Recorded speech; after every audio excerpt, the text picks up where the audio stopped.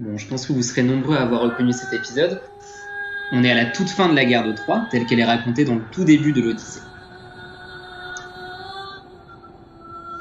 En fait, après 10 ans d'une guerre interminable, les Grecs, qu'on appelle aussi Achéens, ont décidé de s'en remettre à la ruse d'Ulysse, le fameux cheval de Troie, pour pouvoir s'emparer de la cité.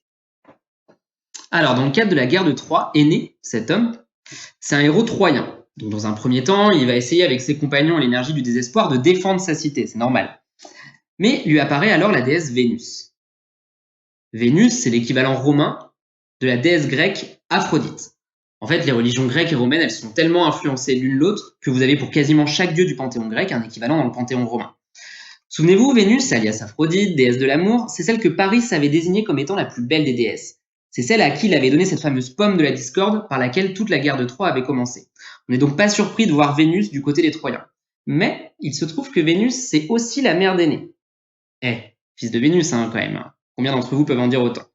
Bon, eh bien, Vénus a d'autres projets pour son fils que de le voir mourir bêtement en défendant une cité déjà condamnée. Elle l'exhorte donc à fuir la cité en flammes et à partir fonder avec ses compagnons et sa famille une nouvelle cité, en bref, une nouvelle Troie. Énée emmène donc son vieux père, Anchise, qu'il porte sur son dos, ainsi que son fils Ascagne, appelé aussi Yule. Ce surnom de Yule, il est plus important qu'il n'en a l'air, car c'est aussi le nom de famille d'un certain Caius Iulius Caesar, de Jules César, et donc le nom de famille également de son fils adoptif, Auguste, qui est empereur au moment où Virgile écrit l'histoire. Énée embarque aussi avec lui ses pénates, qui sont des petites divinités du foyer, propres à chaque famille, ainsi que sa femme Créuse. On constate déjà sur le tableau que Créuse, elle est un petit peu à la traîne, et effectivement, elle ne va pas survivre au sac de Troie. Alors qu'Énée errait à sa recherche dans la cité en flammes, elle lui apparut sous la forme d'un fantôme pour lui annoncer, premièrement, qu'elle n'avait pas survécu, qu'elle était morte, et deuxièmement, que le destin d'Énée était de fonder une nouvelle Troie, ce qu'il savait déjà. Alors ça, c'est caractéristique tout au long de l'Énéide, des personnages plus ou moins dotés de capacités prophétiques seront là pour rappeler ou pour préciser à Énée la mission à laquelle il est destiné. Énée et ses compagnons quittent donc Troie en flammes et mettent les voiles vers leur première destination, le royaume des Thraces, dont le roi est censé être un ami de longue date des Troyens, mais qui se trouve être en fait beaucoup moins amical, voire franchement hostile depuis la chute de Troie. C'est à ça qu'on reconnaît les vrais amis. Énée est donc obligé de quitter la Thrace et part pour l'île de Délos. Alors Délos, c'est une petite île des Cyclades ici, c'est un petit archipel au milieu de la mer Égée. Une île qui est entièrement consacrée au dieu Apollon. Rappelez-vous, une terre consacrée à une divinité, ça s'appelle un sanctuaire. Et durant le cours sur les cités grecques, on avait rapidement aperçu un autre sanctuaire d'Apollon, avec lequel il ne faut pas le confondre, c'était celui de Delphes, où exerçait un oracle, la Pythie de Delphes. Eh bien, à Délos comme à Delphes, vous avez aussi un oracle d'Apollon que vous pouvez venir consulter pour répondre à vos questions existentielles. Alors, par question existentielle, j'entends une question cruciale qui vous engage pour l'éternité. Par exemple, on est en histoire ou en géographie, pour l'interrogation n'est pas une question existentielle. Pour ça, pas besoin de consulter l'oracle, votre perspicacité suffit. Où dois-je fonder la cité où régneront les descendants de l'illustre cité de Troie pour les 50 prochaines générations? Ça l'est davantage. Énée consulte donc l'oracle. On le voit ici représenté avec son père Anchise, son vieux père, et son fils Ascagne, alias Yule. Sauf que le problème des oracles, c'est qu'ils ne sont jamais très clairs. Ils produisent généralement des messages ambigus, extrêmement difficiles à interpréter, et Énée comprend qu'il doit aller fonder sa nouvelle cité en Crète. Bon, en Crète, je ne vais pas vous cacher que ça se passe plutôt mal. Les champs restent stériles et 1 an après la fondation de leur cité, Énée et ses compagnons se retrouvent confrontés à une épidémie de peste. Énée comprend donc qu'il a mal interprété l'oracle, et au moment où il s'apprêtait à repartir pour Délos pour demander des précisions, ses pénates, vous savez, ces petites divinités du foyer dont on a parlé au début, décident de lui faire gagner du temps. Elles lui apparaissent en songe pour l'informer beaucoup plus clairement, cette fois-ci, de sa véritable destination. Pas de doute possible, c'est le Latium. Énée et ses compagnons quittent donc la Crète et font une halte ici, aux îles Strophades. Là, ils se font attaquer par des harpies. Donc, ce sont ces monstres, mi-femme, mi-oiseau, qui prédisent globalement à Énée qu'il n'est pas rendu au bout de ses peines. Donc, ils continuent leur route et accostent un peu plus loin en Épire, qui correspond à l'Albanie actuelle. Là, ils rencontrent des compatriotes troyens. Pas n'importe lesquels, évidemment. Ce sont le frère et la veuve du grand héros troyen Hector, qui ont survécu à la prise de la cité et qui, entre-temps, se sont suffisamment bien débrouillés pour devenir respectivement roi et reine d'Épire, ce qui est plutôt pas mal. Le frère d'Hector, qui est lui aussi plus ou moins doué de capacités prophétiques, il confirme à Énée sa destination, donc le Latium, et il lui recommande aussi de ne pas passer par le détroit de Messine, ici. Alors souvenez-vous, un détroit, c'est le contraire d'un isthme, c'est un petit bras de mer entre deux terres. Le détroit de Messine, c'est celui qui sépare l'Italie de la Sicile. Dans la mythologie grecque, on prétendait que ce détroit était gardé par 2 monstres marins, un sur chacun de ses bords. Charybde, qui produit des tourbillons qui aspirent les navires vers le fond, et Scylla, une hydre, c'est-à-dire un dragon à plusieurs têtes qui dévore les marins. Ici, la mythologie, elle a un rôle symbolique. En gros, ces 2 monstres, ils symbolisent la dangerosité d'un détroit qui était particulièrement redouté par les marins de l'époque. Énée fait donc le choix de contourner la Sicile par l'ouest, mais il fait une halte d'abord près de l'Etna, un célèbre volcan sicilien. Ce volcan, ici, là, hop, la mythologie, elle l'associe généralement à la demeure des cyclopes. Encore, la mythologie a rempli une fonction symbolique. Les cyclopes, des géants à un œil, donc, c'est la représentation mythologique des volcans, qui sont des montagnes à un œil, qui sont trouées par un cratère. Bon, eh bien, il se trouve qu'ils n'ont pas accosté chez n'importe quel cyclope, mais bien chez le cyclope Polyphème, qu'on avait déjà rencontré dans l'Odyssée. Là, il tombe nez à nez avec un des compagnons d'Ulysse, qui n'avait pas réussi à rembarquer avec les autres. Alors Ulysse, chez les Troyens, on ne peut pas dire qu'il ait une excellente presse. Je rappelle que c'est celui dont la ruse avait conduit à la ruine de Troie. Énée décide pourtant de lui laisser la vie sauve, et après avoir observé Polyphème rincer son œil crevé dans l'eau de mer, ils reprennent la route. Je profite d'ailleurs de cette évocation d'Ulysse pour souligner que pour le moment, l'Énéide, ça ressemble beaucoup à une autre épopée antique. Ici, en fait, Virgile y copie allègrement Homère, au point qu'on en dirait presque un mauvais devoir maison. Mais dans l'Antiquité, on avait moins de problèmes avec le plagiat. Quoi qu'il en soit, Énée poursuit sa route le long des côtes siciliennes, et ne s'arrête que pour enterrer son vieux père, Anchise, mort durant cette dernière étape. Coup dur. Mais alors qu'il repart en direction du Latium, Junon, alias Héra en grec, invoque une tempête qui détourne Énée de sa route et le fait s'échouer sur les côtes africaines. Junon avait 2 raisons de mettre des bâtons dans les roues d'Énée. Bon, déjà, elle était du côté des Grecs, contre les Troyens donc, durant la guerre de Troie, puisque je vous rappelle qu'elle postulait elle aussi au titre de plus belle déesse en compétition avec Vénus. Puis Junon était aussi dans son équivalent phénicien la déesse préférée, la déesse Polyade donc, des Carthaginois. Or, Carthage sera la seule cité à véritablement tenir tête à Rome, et Rome finira d'ailleurs par la détruire.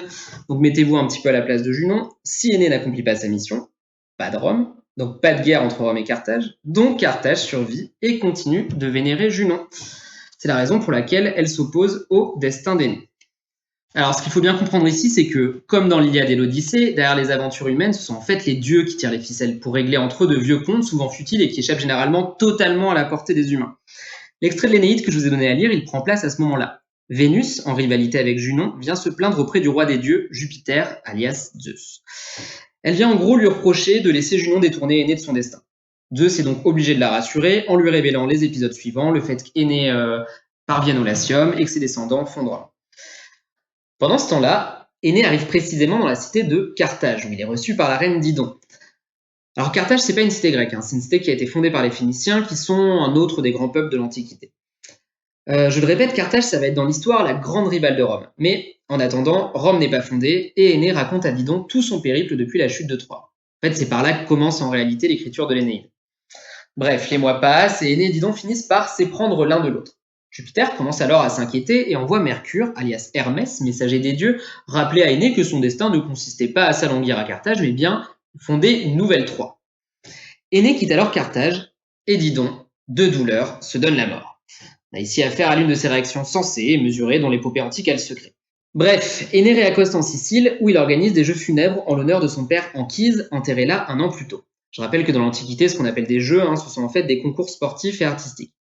Mais Junon ne lâche pas l'affaire, elle pousse les femmes des compagnons d'Énée, lassées par ce voyage qui n'en finit pas, à brûler les navires pour obliger Énée et ses hommes à demeurer sur place et y installer une bonne fois pour toutes leur maudite cité. Mais Jupiter intervient in extremis en invoquant une tempête qui éteint l'incendie. Alors sur les conseils de son père Anchise, dont le fantôme lui est apparu en songe, jusque-là rien d'anormal, Énée se rend à Cume où il rencontre la Sibylle. Alors la Sibylle, c'est aussi un oracle, cela dit, c'est un oracle qui, en plus de ses dons prophétiques, a la capacité de se rendre aux enfers. Et donc logiquement, Énée lui demande de l'emmener aux enfers pour pouvoir parler à son père de vive voix. En fait, dans les mythologies grecques et romaines, la descente aux enfers n'est pas un acte si exceptionnel. Disons qu'on en a vu d'autres, Hercule, Orphée, Ulysse, même y a trempé un orteil. En tout cas, c'est suffisamment commun pour qu'on ait donné à ce type de voyage un nom savant. On parle de catabase. Bref, aux enfers, Énée croise tout un tas de gens, dont Didon d'ailleurs, qui au passage ne le calcule absolument pas puisqu'elle y a retrouvé son premier époux. Je rappelle qu'elle s'était tout de même donné la mort suite à son chagrin d'amour pour Énée, toujours le sens de la mesure. Mais Énée va également apercevoir les âmes de ses descendants et notamment des grands personnages comme César et Auguste qui marqueront l'histoire de Rome. Revenu des enfers, Énée parvient enfin à sa destination finale, le Latium. Or, il se trouve que par un concours de circonstances digne des meilleurs scénarios hollywoodiens, le roi qui tient la région, Latinus, roi des Latins donc, n'a non seulement pas d'héritier mâle, mais qu'il a par ailleurs une fille, unique évidemment, et coup de bol ultime, il se trouve que cette fille est tout juste en âge de se marier. L'enjeu est donc énorme, puisque celui qui épouse la fille, Lavinia, devient par la même occasion l'héritier du royaume des Latins. C'est une occasion en or, donc pour Aîné, on comprend mieux pourquoi le scénariste a fait mourir Créus durant la prise de Troie. Et en fait, cette histoire de roi local qui donne la main de sa fille unique à un fondateur de cité venu d'ailleurs, elle est finalement assez banale dans les récits de fondation. On l'avait rencontré, souvenez-vous, à l'occasion de ces colons grecs phocéens, donc qui venaient de la cité de Phocée en Asie mineure, qui avaient traversé la Méditerranée pour aller fonder la cité de Marseille en Gaule, donc pas loin de l'embouchure du Rhône. Le jour de leur débarquement, comme par hasard, correspondait au jour même où le roi de la région avait décidé d'organiser un concours pour déterminer à qui reviendra la main de sa fille unique. Avec Aîné, on se retrouve à peu près dans le même schéma, sauf que pour qu'une épopée soit vraiment épique, ça peut pas être aussi facile. Il faut rajouter quelques obstacles, et là l'obstacle il va prendre le nom de Turnus. En fait, tout juste avant l'arrivée d'Aîné, Latinus s'était engagé à offrir sa fille à un autre roi du coin, Turnus, roi des Rutules. Cela débouche évidemment sur un conflit armé entre Aîné et Turnus, et comme d'habitude, derrière les querelles des hommes, on retrouve celle des dieux. Vénus prend évidemment le parti d'Aîné, Junon celui de Turnus. Et Jupiter, serein sur l'issue de la guerre, n'intervient pas.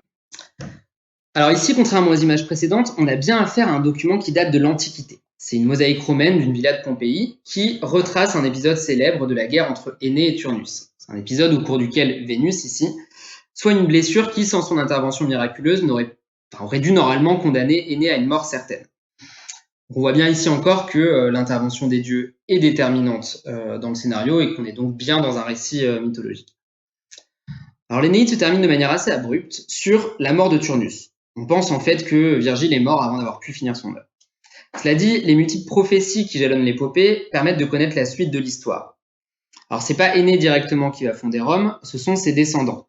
Aîné, lui, il donne à sa cité le nom de Lavinium, en l'honneur de sa nouvelle épouse, Lavinia.